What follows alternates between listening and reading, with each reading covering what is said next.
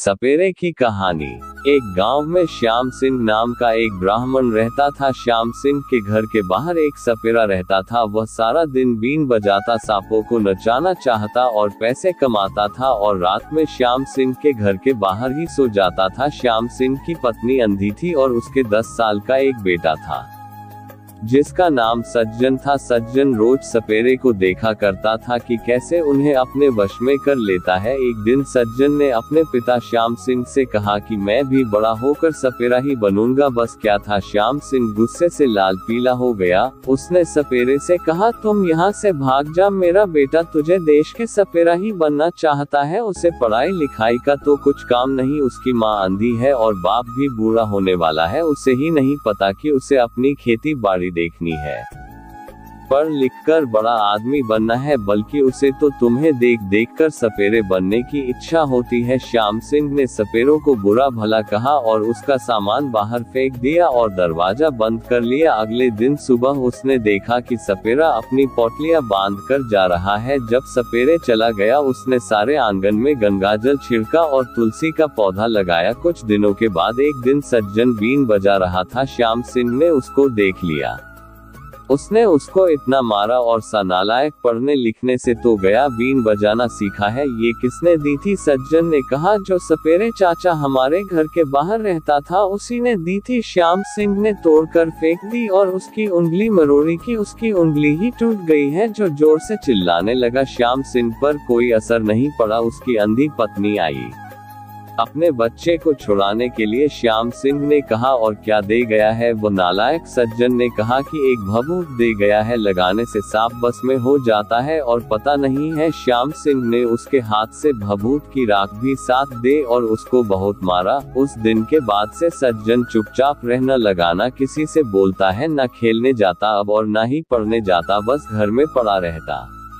जब उसकी माँ उसे खाने के लिए देती तो खा लेता। ऐसे ही 15 दिन बीत गए। एक दिन की आवाज सुनाई दी। श्याम सिंह ने सोचा, आज ही नालायक फिर मेरे हाथों से पिटेगा। उसमें अपनी पत्नी सेवा देखो, आज फिर तुम्हारा लड़का बीन बजा रहा है, आज तो मैं उसका सारा भूत उतार दूंगा। उसमें जाकर देखा तो वहाँ पर बीन की आवाज आ रही थी। इतना देर में भी एक डंडा मार दिया, उसकी चीज निकल पड़ी। इसमें नहीं, सज्जन पीछे से आया था। बापू, आपने किसको मारा? तो देखा सपेरे बैठा था, उसी को डंडा लग गया। सपेरा के सर से खून आने लगा। तू यहाँ कैसे आया और रात में यहाँ क्या कर रहा है? सपेरे ने कहा, मेरा एक पीले रंग का सांप यहाँ छूट गया, मैं उसी को पकड़ने आया हूँ। वह बहुत जहरीला है, तुम्हारे घर में न आ गया हो। श्याम सिंह ने उसको बताया, उसके सर पर पट्टी करे और उसे पानी पीने के लिए दिया। फिर सुबह होते ही वह चला गया।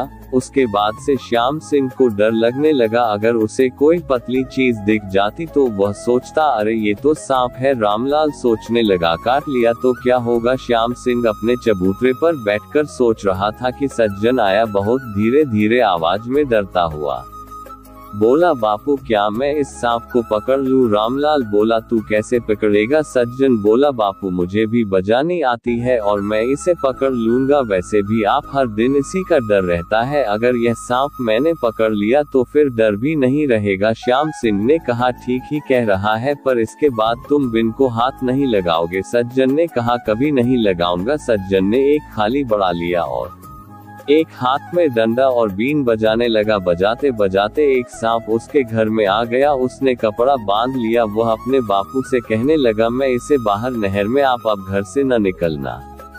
कुछ दिनों के बाद जब श्याम सिंह एक दिन अपने खेत से घर गया तो उसे घास के ढेर में वह कपड़े से बंधा मटका मिला। उसमें सोचना, सज्जन नालायक है, इसमें मटका नहर में नहीं फेंका। उसने खोला तो वहाँ सांप नहीं था। वह गुस्से से लाल हो गया कि सज्जन ने फिर उससे झूठ बोला।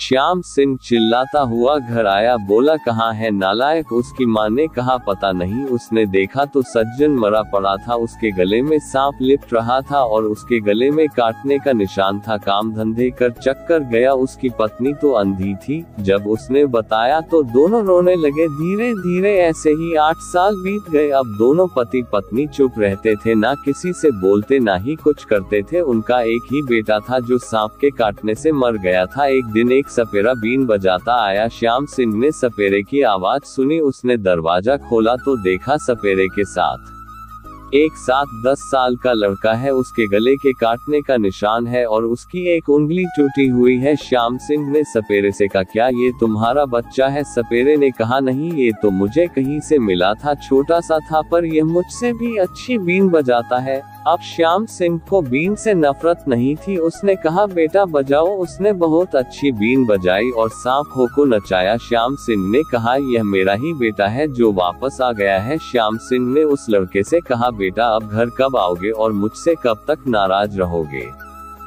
लड़के ने पहली बार उस सांप को देखा था, उसे देखते ही बहुत ज्यादा डर गया था क्योंकि उसमें से पहले तो आपको कभी नहीं देखा था। ये लड़का सांप को देखते ही भागने की कोशिश करता है क्योंकि वह समझ जाता है कि अगर इसने हमला कर दिया तो मेरे सामने समस्या पैदा हो सकती है।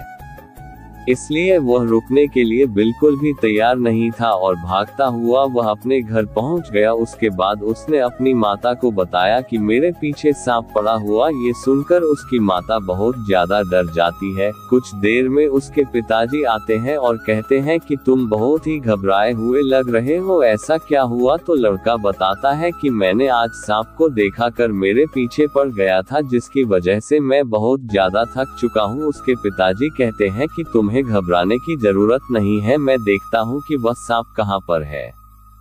कुछ देर बाद में सभी देखते हैं कि सांप उनके दरवाजे पर बैठा हुआ। ये देखकर सभी घर पर डर जाते हैं क्योंकि वह सांप कैसे उसका पीछा कर रहा था। सभी लड़के से पूछ रहे हैं कि तुम ऐसा क्या कर रहे थे जिससे कि वह तुम्हारे पीछे पड़ गया? तभी लड़का कहने लगा कि मुझे नहीं पता, मैं तो वहां से जा रहा था, शायद मेरा पैर उससे लग गया, जिसके बाद वह मेरे पीछे पड़ गया। उसके पिताजी डर जाते हैं कि इसीलिए तुम्हारे पीछे आया है। पिताजी भगाने की कोशिश करते हैं क्योंकि वह समझ जाते हैं कि अगर वह अंदर आ गया तो सभी पर हमला कर सकता है।